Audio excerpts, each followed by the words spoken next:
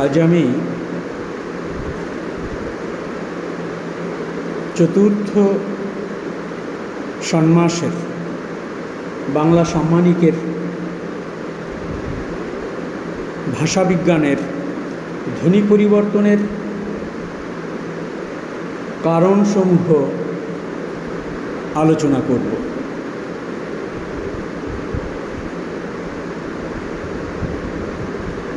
ভাষা নদীর মতোই বহমান।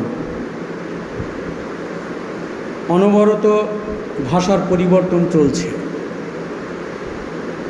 সেই পরিবর্তন অতিশয় সূক্ষ্ম বলে দীর্ঘকাল ও স্থানের ব্যবধান ব্যতীত সেই পরিবর্তন পরিস্ফুট হয় না।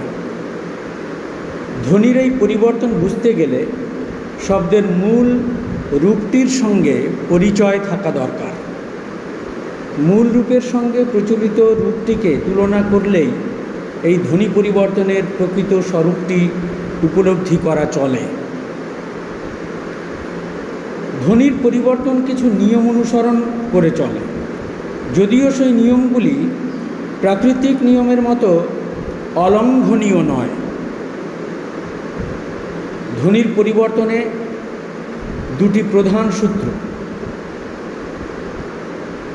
সেই প্রধান সূত্রের প্রথমটি হল, কোনো ধ্বনি পরিবর্তন সূত্র কোনো বিশেষ ভাষার বিশেষ অবস্থাতেই শুধু প্রযোজ্য, একই সূত্র নির্বিশেষে প্রয়োগ করা যায় না। অর্থাৎ ইংরেজি ভাষার ধ্বনি পরিবর্তনের নিয়ম কিংবা প্রাচীন বা মধ্য ভারতীয় আর্য ভাষার ধ্বনি পরিবর্তনের নিয়ম আধুনিক বাংলা ভাষার ক্ষেত্রে প্রযোজ্য নয়। যেমন ইংরেজিতে শব্দের আদিতে একক অল্পপ্রাণ অঘোষ ধ্বনি মহাপ্রাণিত হয়ে উচ্চারিত হয়, কিন্তু বাংলায় তা হয় না। যেমন ইংরেজির ক্যাট বা খ্যাট, এটা ক্যাট নয়, কিন্তু বাংলায় কাঠকে খাট বলা যাবে না, তাতে অর্থ বিভ্রাট ঘটবে। দ্বিতীয়ত, শব্দের মধ্যে ধ্বনিগুলির সুনির্দিষ্ট সংস্থানেই সূত্রের মতো পরিবর্তন ঘটাতে পারে, অন্যথায় নয়। যেমন আধুনিক যুগের বাংলার পদের আদিতে ড হয়, কিন্তু পদের মধ্যে এর উচ্চারণ হয় ড়, অর্থাৎ ড শূন্য ড়। ডুমুর কিন্তু আড়ম্বর। যেমন এই যে বিষয়টি আলোচনার সূত্রতে এলো, খুবই সহজ, অথচ তোমাদের জন্যে যখন বলা হয় বা তোমাদের যখন ভাষাতত্ত্বের কোনো বিষয়টিকে লেখানো হয়, তোমরা বোঝানোর সময় যদি সঠিকভাবে বুঝে নিতে না পারো তাহলে অসুবিধা থেকে যায়। আমাদের বলার প্রেক্ষিতটাও যদি সাবলীল না হয় তাহলেও তোমাদের বুঝতে অসুবিধা হয়। যে সমস্ত কারণে ধ্বনি পরিবর্তন ঘটে তাদের দুটি প্রধান শ্রেণীতে বিভক্ত করা চলে। এই দুটি প্রধান ভাগ হল বাহ্যিক ভাব এবং অভ্যন্তরীণ ভাব। ধ্বনি পরিবর্তনের কারণসমূহের মধ্যে বাহ্যিকভাবে যেটি রয়েছে সেটি এমন। বাহ্য কারণগুলির মধ্যে ভৌগোলিক পরিবেশগত প্রভাব অন্যতম। আরবের শুষ্ক মরুভূমি অঞ্চলে কণ্ঠধ্বনির প্রাধান্য ও সুজলা বঙ্গভূমিতে তরল ধ্বনির প্রাধান্য ভৌগোলিক কারণে হওয়া সম্ভব। ঐতিহাসিক বা স্বাভাবিক কারণেও ধ্বনি পরিবর্তন ঘটতে পারে। এইভাবেই সিন্ধু থেকে হিন্দু কিংবা ঘোটক থেকে ঘোড়া শব্দটি, এই যে প্রবণতা, এটা কিন্তু মূলত ভৌগোলিক কারণগত প্রবণতা।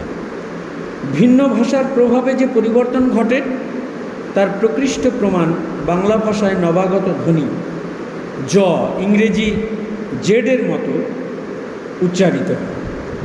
দ্রাবিড় ভাষার প্রভাবে ভারতীয় আর্য ভাষার মূর্ধন্য ধ্বনির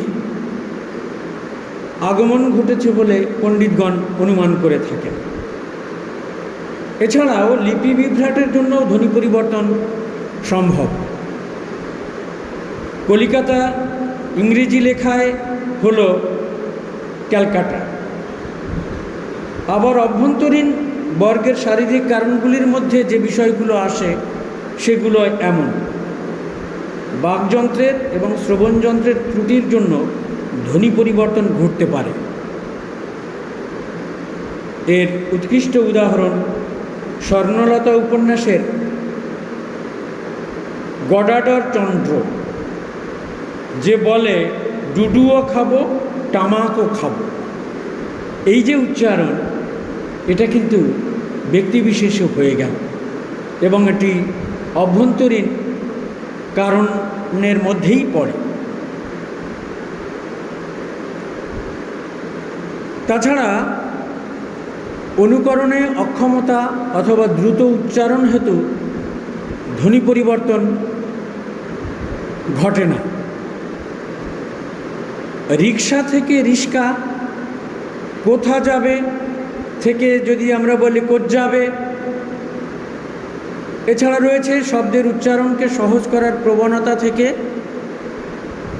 কখনো নতুন ধ্বনির আগমন ঘটানো হয়, কখনো বা সমীকরণ করে কিংবা অন্যবিধ উপায়ে ধ্বনি পরিবর্তন ঘটানো হয়। যেমন কর্ম থেকে কম্ম বা করম, স্কুল থেকে স্কুল। এই যে ধ্বনি পরিবর্তনের কারণসমূহ,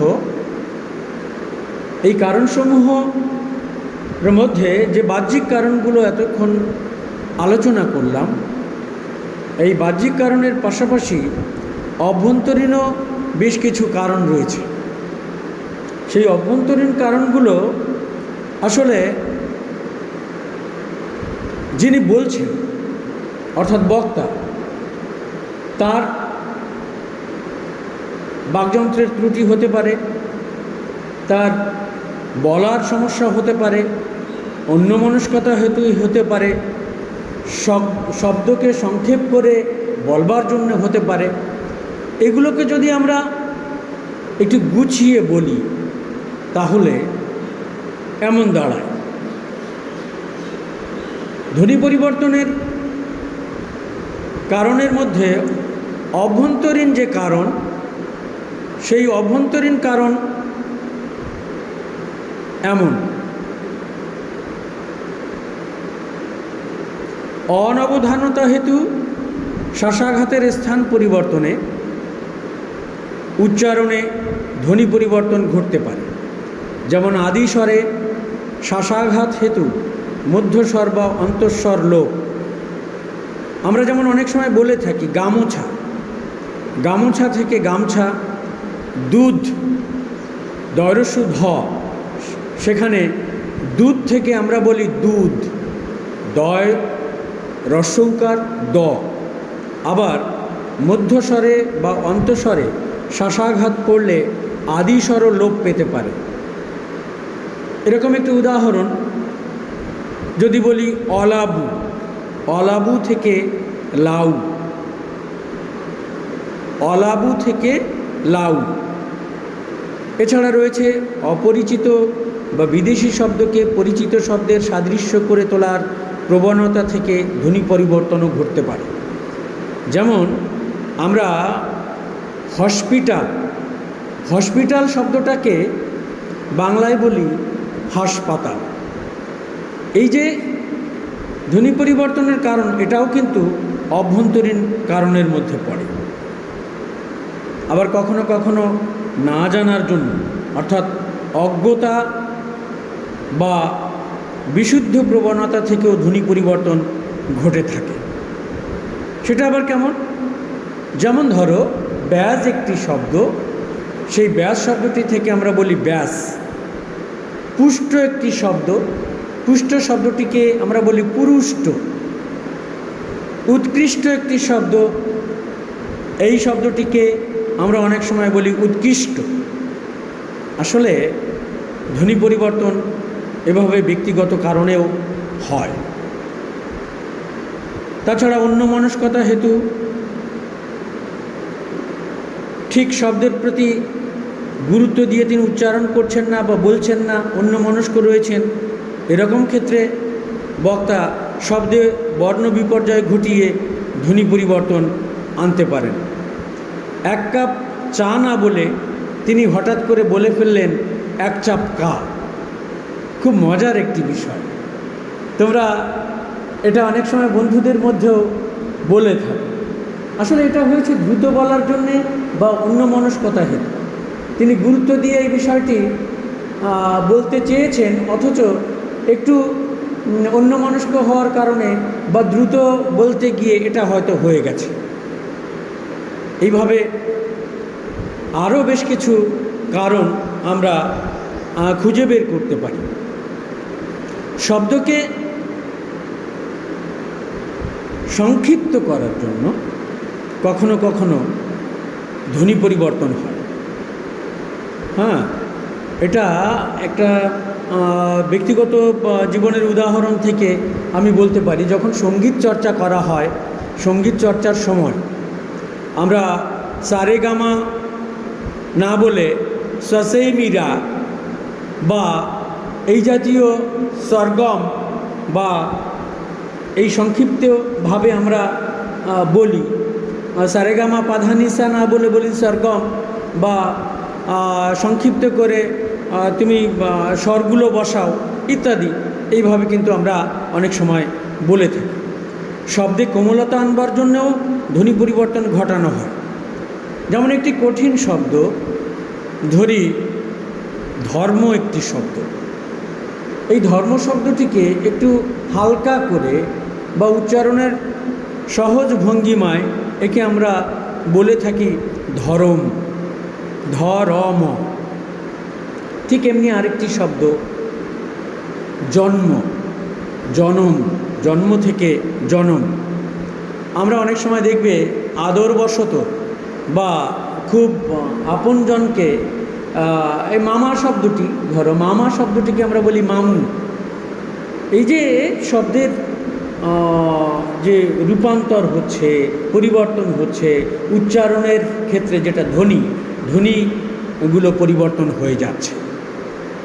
এখন কথা হলো, এই ধ্বনি পরিবর্তনের সম্ভাব্য কারণসমূহের মধ্যে আমরা মূলত বাহ্য কারণ, অভ্যন্তর বর্গের শারীরিক কারণগুলো এটাও আলোচনা করলাম। এছাড়াও রয়েছে অভ্যন্তর বর্গের মানসিক কারণসমূহ। এই যে মূলত তিনটি ভাগে ভাগ করে আমি এই বিষয়টিকে উপস্থাপন করলাম বাংলা সাম্মানিকের ছাত্রছাত্রীদের জন্য, চতুর্থ সেমিস্টারের ছাত্রছাত্রীদের জন্য।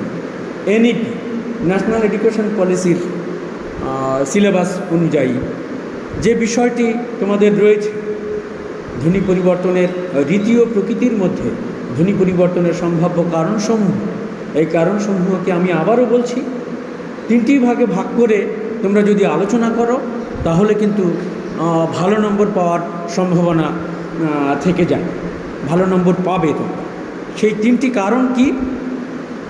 সেই যে তিনটি কারণ, এই তিনটি কারণ আরেকবার বলে আমি শেষ করব। সেটি হলো ধ্বনি পরিবর্তনের সম্ভাব্য কারণসমূহকে আমি বাহ্য কারণ অর্থাৎ বাহ্যিক কারণ, অভ্যন্তরীণ কারণ হিসাবে আমি দুটো ভাগে ভাগ করতে চেয়েছি। একটি শারীরিক কারণ, আরেকটি হলো অভ্যন্তরীণ কারণের মধ্যে মানসিক কারণের কথা আমি উল্লেখ করেছি। তাহলে বাহ্যিক কারণের যে প্রবণতাগুলি, সেই প্রবণতাগুলির মধ্যে ভৌগোলিক কারণ, ঐতিহাসিক কারণ, বিভিন্ন ভাষার প্রভাব, এগুলো যেমন রয়েছে, কিন্তু অভ্যন্তরীণ কারণের মধ্যে বক্তা বা যিনি বলছেন তার শারীরিক কারণ এবং মানসিক কারণ, এই দুটো বিষয় বর্তমান রয়েছে। আশা করি ছাত্রছাত্রীরা এই ধ্বনি পরিবর্তনের সম্ভাব্য কারণসমূহ, এই যে বিষয়টি খুব ছোট্ট করে আমি আলোচনা করলাম, এটি তোমাদের ভবিষ্যতে খুবই কাজে লাগবে বলে আমি মনে করছি। তোমাদের যদি এ বিষয়ে আরও কোনো জিজ্ঞাসা থাকে তাহলে আমাকে ক্লাসরুমেও তোমরা জেনে নিতে পারো জিজ্ঞাসা করে। আর যদি মনে হয় এটি বুঝতে তোমাদের অসুবিধা হলো, তাহলে ক্লাসরুমে আরও আমি বিস্তৃতভাবে এই প্রসঙ্গটি আলোচনা করব। সবাই ভালো থেকো, আনন্দে থেকো। ধন্যবাদ।